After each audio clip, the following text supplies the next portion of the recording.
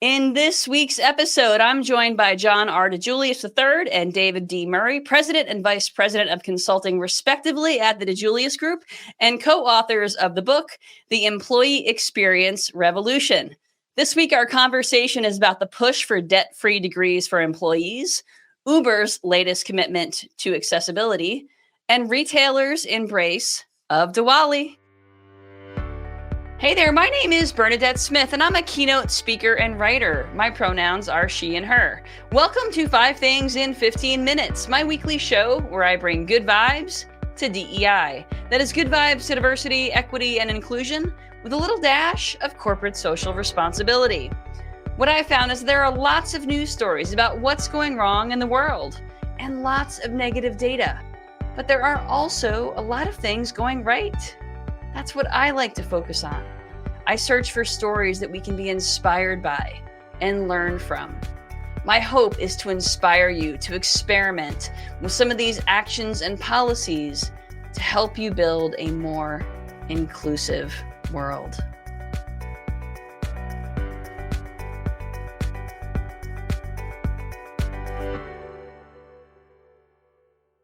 Let's get started. Welcome to the show, guys. How are you today? Tell us a little bit about yourselves. Thank you. We're both from Cleveland, Ohio. Little sting from our Guardians losing to the Yankees, I think Saturday night. Got knocked out. But Dave used to work for the Cleveland Indians at the time. Awesome. Yes. Well, welcome to the show. I would love to tell folks a little bit about your book.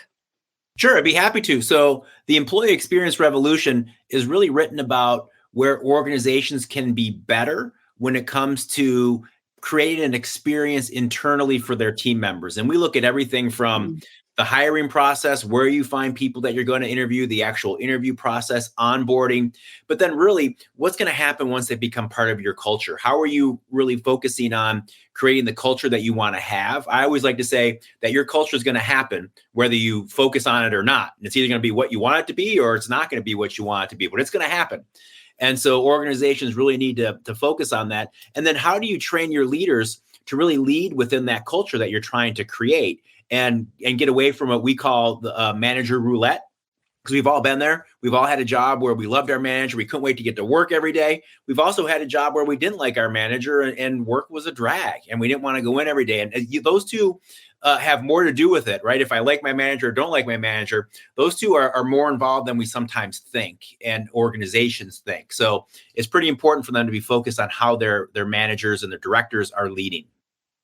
Yeah, I agree with that. And I know your background previously, I know part of your background is in the customer experience. And I think it matters so much to have employees have a great experience so that they can then give a great customer experience. Can you talk a little bit about the relationship there? Yeah, when it gets experience on the inside, we'll get experience on the outside, right? And it's critical. No, most of us can't avoid working in our lifetime. And I really don't think we have a personal and professional life. And, so much of our time is spent at work. And if we hate the job, and my first job out of college, I was working for UPS, great company, but, I got paid extremely well for myself at the time, but every day I drove to work and said in 29 more years, 3 months and 2 days, I could retire. And I wanted to get old as fast as I could. And that's no way to live a life. So I think it's just really important that we have one life to live. And as far as companies and leaders, we should make it a life of meaning and purpose and good pay and all those things that come with it. And then the customer just gets taken care of. Yep, I agree. I think you're right. Giving your employees a sense of purpose is really critical. And we know that the demographics tell us that Gen Z in particular and younger generations are incredibly diverse. So we have to think about inclusion as we build leadership competencies. Well, Bernadette, one thing that we talk about in our book that ties into that, we uncovered a statistic that came out at the end of 2023 that states that currently 82% of managers across corporate America are what's termed as accidental managers, which means they were promoted because they did their job well, but they don't necessarily have the managerial skills, the training to actually lead their teams. And so if listeners right now thought about it, they can probably identify some of those leaders in their own organization pretty quickly.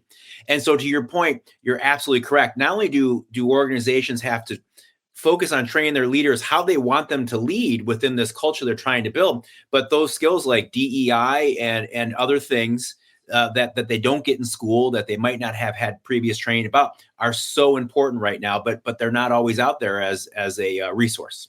Absolutely. Well, in this week's 5 Things newsletter, I shared a story about how I recently had my butt kicked on the pickleball court because I showed up to play. I was having a good time, and I was ended up starting a game with someone that I'd never played before.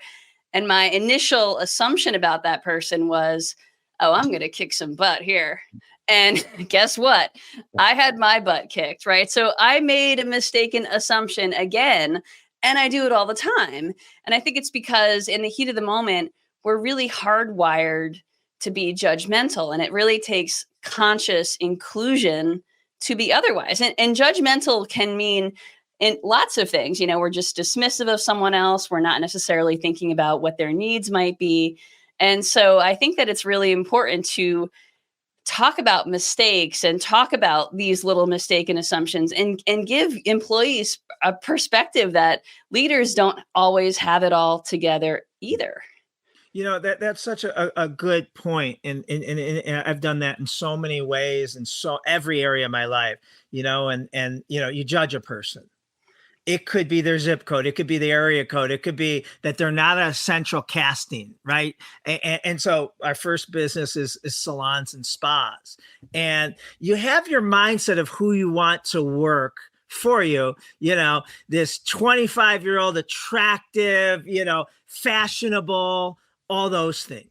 And then when you get a candidate that applies that doesn't fit that mold, you can kind of say, oh, this isn't a right fit. And, and even in the DiJulius Group, our consulting business, I had one, and she knows, Nicole, that we hired about, Dave, she was a year or two before you. So 12, 13 years ago. Yeah, she's probably 13. Yeah. And when they told me they were thinking about hiring her, I judged her. By her looks, by her background. She'd only worked in like fast food. And I'm like, we're a high-end consulting, company. And I just immediately like, are you sure? Are you sure? And I don't think I said those things, but years later I said, she's been our best employee for over a decade. She's a rock star. Like literally, if you look up, the dictionary of world class, I mean, if you talk to her, she'd blow your mind about just, she'd remember everything. She'd send you something on pickleball. Like she just would remember things like that. And so it's so often, but even clients, we might be judgmental. We might see, she can't afford, I'm not going to recommend, what's best for her because she can't afford this. And that's, so wrong. And so 100 years ago that we still get caught up in that. Yeah. I mean, we miss out on so much by these mistaken assumptions, right? And so I just want to talk about it more because I think it brings our humanity into play. And I think leaders ought to as well. It's humbling. It's very humbling. And you think about how many great opportunities you lost because you allowed the broad stroking, stereotyping to enter in your mind, right? Mm-hmm. Exactly. All right, well, let's move into this week's Good Vibes. The first story this week is from the new Star Wars book, Secrets of the Clone Troopers, which introduces Sister, a new transgender clone trooper. Now, the story, from fearing rejection to finding acceptance from fellow soldiers, illustrates authentic diversity. Now, there was a little bit of backlash, but I appreciate that Star Wars is leaning in and is representing folks in an accurate way. Yeah. That's a great story. My wife and I were just able to be at Disneyland about 3 weeks ago. I had to go out there for a speaking engagement. We got to stay a couple of days and we walked around Disneyland and spent some time in Star Wars. My wife went out and we got some matching Star Wars shirts and we were walking around. And Disney does such a great job of inclusion with their guests already, right? They do that. Like their characters are out there. They're looking for everybody. It was such an inclusive environment. Granted, we were in California, and California might be a little ahead in some cases when it comes to that. But it was such an inclusive environment. So I'm thrilled to hear that they're taking that even steps further. Exactly. And these things matter. They really do matter, and they help people feel more represented. Okay, the second story this week comes from Uber, which is enhancing its app with features to better serve riders with disabilities. So riders can now self-identify as deaf, hard of hearing, or visually impaired, and choose communication preferences like chat only. And Uber is actually piloting a feature to notify drivers when a service animal will be present, and training video for drivers on handling service animals. So they're really being very thoughtful about this. Yeah, I love that. And I think, whether it's generational or anything, we have to make sure that we're meeting our customers where they want to be met. And that could be that, I like I could be a younger, person. I like self-service. I don't want to call and versus someone who really wants to, what we say is get something off their chest and speak to someone. So I love all those different things. I even like that Uber, gives you the option of, do you want to talk or do you not want to talk? Mm-hmm. Right? I may be having a bad day and I just want to close my eyes. I don't want to be asked anything, or vice versa. I've had a great day and I kind of chatty because I want you to ask me about my day so I could tell you all my victories. Right? Right. Yeah. Love that. Exactly. One other thing on this, Bernadette, that I love, I've been in some Ubers. I'm in Uber often. John is too. We travel a lot for work, as do you. And I've been in some Ubers where the driver was deaf. And what I like about this is back then, and this was a few years ago now, I had no indication of that, right? There was no communication to me that my driver was hard of hearing. And so I got in the car, and I remember one instance where he actually had put up some signs. So it fell upon him to let me know that we weren't going to be able to communicate traditionally. So I love this too, because I think it also opens up that world for their drivers to have that communication in advance. It doesn't fall on them to have that, share of information. Mm-hmm. So putting that in the app, I think helps drivers immensely too. Yeah, I think it's better to be proactive, right, rather than reactive here. And again, like you said, people don't have to then come out as whatever disability they have, right, which can be vulnerable. Okay, the third story is about the new representation index created by Female Quotient and XR Extreme Reach. This index uses artificial intelligence to assess ads based on their age, body type, gender expression, skin tone, and more. So these scores help brands, including Procter & Gamble, identify gaps in representation before the campaigns launch. So when 85% of purchase decisions are made by women and other underrepresented groups, this can really matter.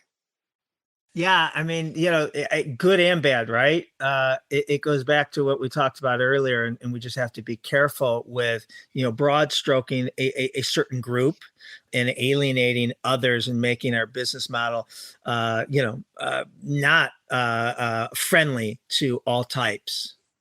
The thing I love about this too is I feel that organizations prior to a tool like this, even with the best intentions, they were still kind of guessing.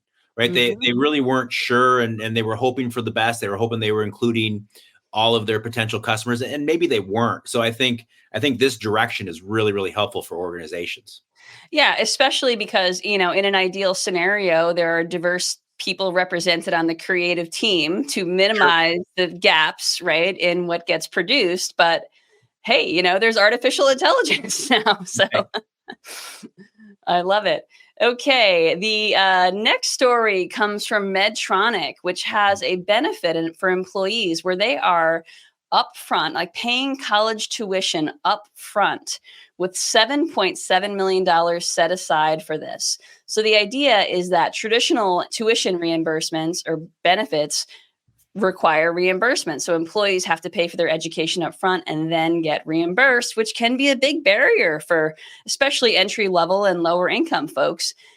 Medtronic gives folks money up front for this. And it's helped a lot of folks. I think they have over 700 employees who've benefited from this already. This is incredible. Medtronics has always been a leader in how they take care of their employees. But I was just listening to a podcast today, and they were talking about, if you the one, magic bullet to reduce depression, increase health, all they listed like 10, 15 things. You're like, come on, is college degrees, right? And when you make it easier for your employees to be on a level playing field, and now, I'm more likely to get promoted or have the opportunity to get promoted. Maybe before, if I had to pay for this up front, I was going to go slower and take less classes, because I couldn't, it take forever. And the likelihood of me not finishing is higher than if I can be more aggressive and go at the pace that I'm willing to go. If that financial barrier, I love that. I love so much about Medtronics. Mm-hmm. Yeah, it is a great, great story. And I think that it just, it especially helps folks from, traditionally marginalized backgrounds. So it's great. Okay, and the last story this week is about Diwali. The Indian Festival of Lights is coming up, and retailers are ready. With 5.4 million South Asians here in the U.S., retailers like Walmart, Target, and Costco are offering festive products that resonate with South Asians and beyond. And there's even a new Diwali Barbie and Diwali-themed decor and gifts. So this is like a big, big thing. This is like the first Diwali Barbie that's actually accurate. There have been a few others where skin tones weren't right, like things were misaligned, but there's a really great inclusive push here now. Yeah, that is great. And we know how important that is, right? We hear the stories, especially from young girls that were able to identify with the Barbie for the first time when they were younger. We've heard the evidence of how important that is. So I think it's really, really important for people to see themselves represented, even walking through a Target, walking through a Walmart. That's important and it's impactful. It's also learning about other people's cultures, right? Mm-hmm. In such a good way. And sometimes you only get that in your real life is maybe watching a movie, right? Mm-hmm. Like you've been exposed to other cultures, in a movie. And so, Cinco de Mayo, right? Having days that we can appreciate and theme and learn about other people's cultures and the great things about it.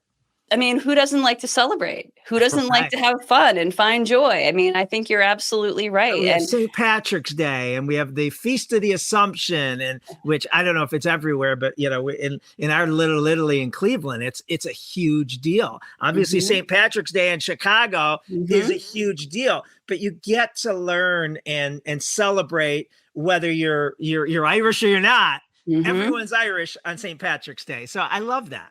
Absolutely. And it just brings us together. It offers opportunity for conversation. It offers opportunity for more joy. And, that Diwali Barbie sold out within 24 hours. So people are very excited about this. All right. Well, it has been a real treat having you on the show today. One of the features of the show is called Good Vibes to Go, and I'll share mine and I'll have you share yours. So my good vibe to go is that it's almost Halloween, a time cultural appropriation can go very badly. So I'm going to share an article about tips for an inclusive Halloween. I'll put that in the show notes. All right. What is your good vibe to go? I'll go. Mine actually came from you, Bernadette. Mine came from your newsletter. There's a segment of your story about getting your butt kicked that really stood out to me that I think is so important, especially since we were talking about our new book a little bit earlier, the internal experience, right? The employee experience revolution. And that's when you said that humility is an underutilized skill. And yes, it is a skill. So as we talked earlier about training our leaders on how to lead, using that humility and being mindful of that is so important because it helps us stop some of those other things that we know we get in trouble with, such as falling prey to our judgments, et cetera. So I thought that was a great call out. Thanks, Dave. Appreciate it. Dave, John, how can folks get in touch with you? TheDiJuliusGroup.com, DiJulius Group.com, or John at TheDiJuliusGroup.com, or Dave at TheDiJuliusGroup.com. Awesome. Well, it has been a treat. Thank you so much for being here today. Congratulations on the new book. And I hope that you have a great week. Everyone have a great week. Take care. If you don't already get the 5 Things newsletter, you can subscribe at 5thingsdei.com. Thank you for listening to 5 Things in 15 Minutes. I hope you found yourself inspired by at least one of this week's stories. If you did, would you mind sharing it with a colleague and leaving us a review on your favorite podcasting platform? And if you don't already get my 5 Things newsletter, join at 5thingsdei.com. I'm Bernadette Smith, and I'll see you next week right here for 5 Things in 15 Minutes, bringing good vibes to DEI.